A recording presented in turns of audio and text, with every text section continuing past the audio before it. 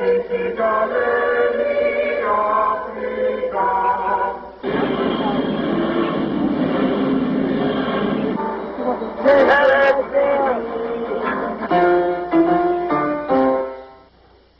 don't like that. Louis Farrakhan doesn't like that. Hey, it doesn't work that way. You know, we're still Indians. When they brought me my wheelchair, that was my freedom. What I'm hearing from you, and I think where we're going with this, is that there's just a lot of work to be done inside here.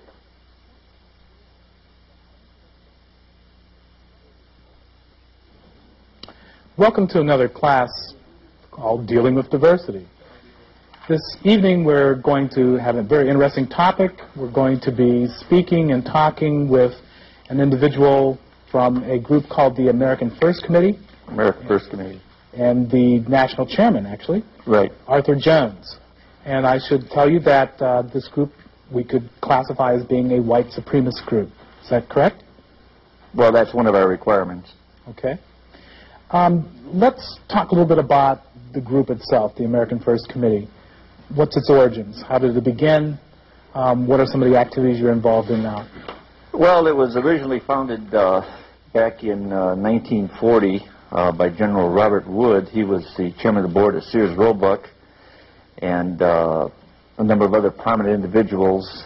But the number one spokesman for the America First Committee was Colonel Charles Lindbergh, the famous aviator.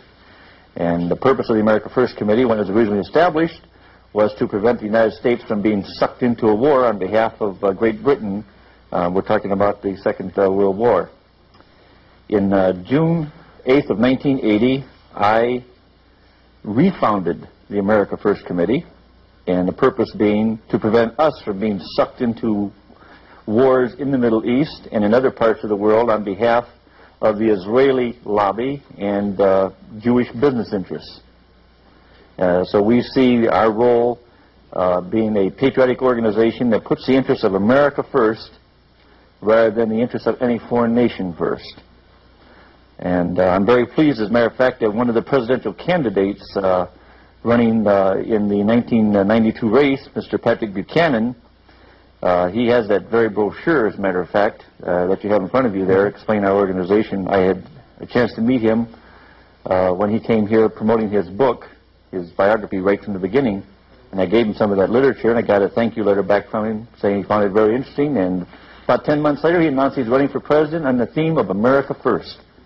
So I think we've had a significant impact with our activities, and I think our message of America First is hitting home all across this country. Okay. What are some of the activities that the American First Committee are involved in now? Well, first and foremost, we demonstrate against the sellout politicians that put, again, the interests of foreign nations ahead of the welfare of this country. We've picketed the Israeli consulate in Chicago. I myself burned an Israeli flag there in an Israel Bonds rally. We've run candidates for public office. I just finished running in the 3rd Congressional District here as a Republican for Congress on the America First theme. And we've also, we're the first ones, as a matter of fact, in the entire country to sponsor a rally opposing the homosexual movement in this country, the so-called gay rights movement. We also are strongly in the pro-life movement, and we're also opposed to the drug lobby. All of these things we see as undermining this nation. And so we say it's time that the American people get together here and, you know, start dealing with these problems instead of leaving it up to these sellout politicians to do it. Okay. Art, I noticed in the pamphlet that you had that this isn't the first organization you've belonged to. You've had a history of belonging to various political organizations. Could you just detail some of those for our audience? Well, the first organization that I belonged to was the John Birch Society. And I was in that for a very, very brief period. They found I was too controversial. And then I got drafted, went into the Army, served a year in Vietnam with the 4th Infantry Division, and came back and started school at the University of Wisconsin-Whitewater, where I was majoring in journalism and minoring in political science. And one day I ran into a student on the campus there, and he had some literature from a group called the National Socialist White People's Party. That's the formal title of what is known informally as the American Nazi Party. And at first when I got the literature, I wasn't too impressed with it. I thought it a little crude, a little vulgar. But I do like to read, and I noticed they had a fantastic list of books, and so I started ordering some of these books. Books dealing primarily with race and IQ and things like this, and anthropology and along this line. And I started reading some of these things, and then I went to the respective heads of the various departments there at UW-Whitewater, and I asked them, well, what about this? What about Henry Garrett, chairman of the Department of Psychology at Columbia University, and Arthur Jensen at Berkeley University, and William Shockley, and Audrey Shuey, and Carlton Kuhn at University of Philadelphia, and other people like this? And I was shocked by the answer that I received. They said, well, it's true that most of your so-called experts, hold these racist views, but the majority of us disagree.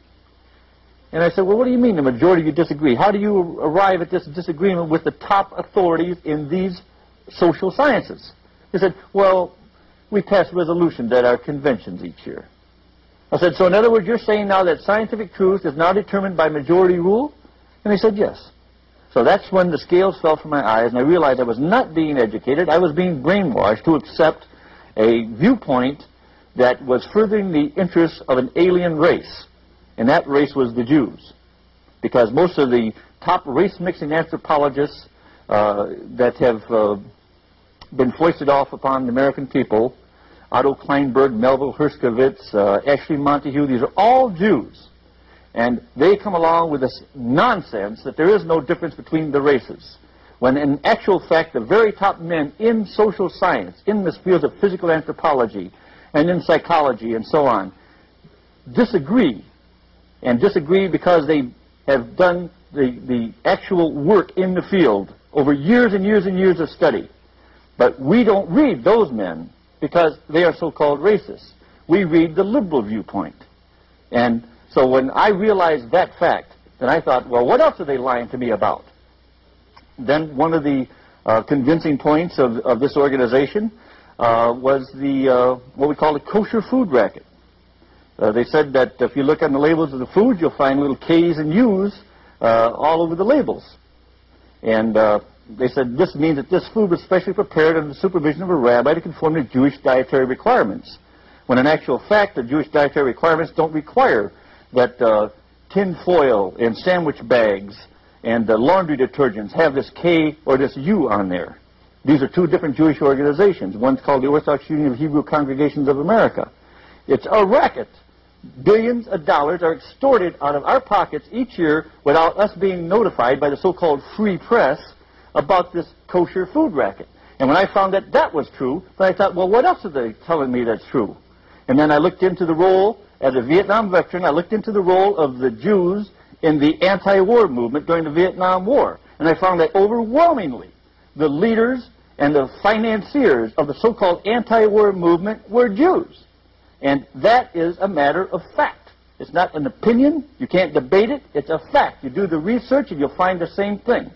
And I'm one of these people that when I find out something's true and it's a detriment to my people, to my race, to my nation, to my faith, I will speak out as loudly and clearly as I can and try and expose what I consider to be the organized evil, treachery, and subversion of the Jews in this country. And so I was led to join this National Socialist White People's Party. I was very active with them. I became a sworn-in stormtrooper in the organization in 1976. I was a candidate for mayor of Milwaukee.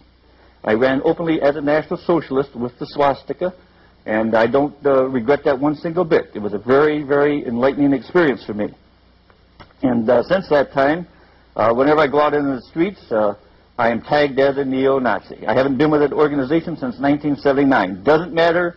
The news media still refers to the neo-Nazi Arthur Jones, the neo-Nazi America First Committee. You cannot get away from it. Once you put on that swastika, it's there the rest of your life.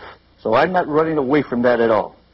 But in any case, in 1980, after I left the organization, over a policy agreement or disagreement with the leader at that time, a guy by the name of Matthias Cale. He succeeded George Lincoln Rockwell, who was assassinated on August 25th of 1967. I left the organization, founded my own group, the America First Committee. And we look to Charles Lindbergh as the great American patriot that he was, because he stood up for America first against all opposition. He stood up against the most popular president in the history of this country, Franklin D. Roosevelt, and all the powers that be to try and keep us from being sucked into a war on behalf of Jewish and British interests. And now here we are in the 1980s, 1990s, and we have the same type of undue influence being, applied here in this country. Only this time it's organized Jewry, the Zionist Israeli lobby, and now we also find out that there's a great number of congressmen and senators that have been bought off by the Japanese as well. So I think there's a need for an organization that puts the interests of America first and foremost. I'm not loyal to any other nation other than the one that I was born into. And for that reason, I've stayed with the America First Committee. The only organization I belong to now is my own organization and the Republican National Committee. So that's my background. Okay, good. Could you take a moment to describe your uniform that you're wearing and what... I thought you'd never asked. Okay. Okay, this uniform is specifically designed to appeal to, well, people that are of a militant frame of mind, first of all. I don't want namby-pambies in my organization. I want people that are prepared to put a fist behind their beliefs, okay? So I call this a uniform of national unity. The gray and the blue, signifying the unity of the North and the South over this tragic civil war that some people still want to fight, okay? I think it's absurd. So gray and blue stands for unity of the nation.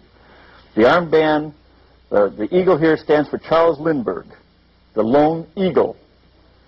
The 3 stars stand for 3 great American patriots, in my view. George Lincoln Rockwell, the founder of the American Nazi Party, General George Patton, and Senator Joseph McCarthy. And the 4 stripes stand for the 4 Jewish-inspired wars of this country: World War I, World War II, Korea, and Vietnam. And now I might have to add another one in there, and that's the Gulf War. So that's what the armband and the uniform stands for. And the ribbons I'm wearing here, these are ribbons that I earned in Vietnam. There's nothing here that doesn't belong there that I didn't earn in my service to my country. Okay, and the... So this is a patch of the Christian Defense League. This is an organization that I was affiliated with, and of course the American flag is a standard with all patriotic groups. We wear the American flag. So that's basically where we stand here in the uniform. Okay, good. I think what I'd like to do now is read a little bit from your preamble, and then Sure. I'd like to bring our students in and give them an opportunity to make some comments and so forth. But these are from the pamphlet of the American First Committee, and it states beliefs and principles of the American First Committee, and it has a preamble, and I'll read the preamble for you. We, the members and supporters of America First Committee, assembled this day of June 8th, 1980, do hereby pledge ourselves to the following 10 propositions, and we'll take a couple of these and then we'll discuss them. First, that all men are not created equal in mind or body, and that this natural inequality among men in races is of divine origin. We probably should just stop right there and take that one. What's that mean? What are you saying there? What's your... Well, we're saying that God is the creator of all men, and God did not make all men equal. He clearly did not make all men equal, any more than he made all beasts of the field equal. You have the prey and you have the predator. You have the sheep, you have the shepherd. And in this particular situation here, we believe that the most gifted, most cultured, most intelligent race on the face of the earth are the people that are known as the white people, the Caucasian, the Aryan. And again, that's not a matter of debate, it's a matter of just looking around you. Every single thing that you can consider to be, modern civilization was the creation of white genius. Okay? White genius. White people civilized the world. We brought light where there was darkness, knowledge where there was ignorance, law where there was anarchy, food where there was famine, medicine where there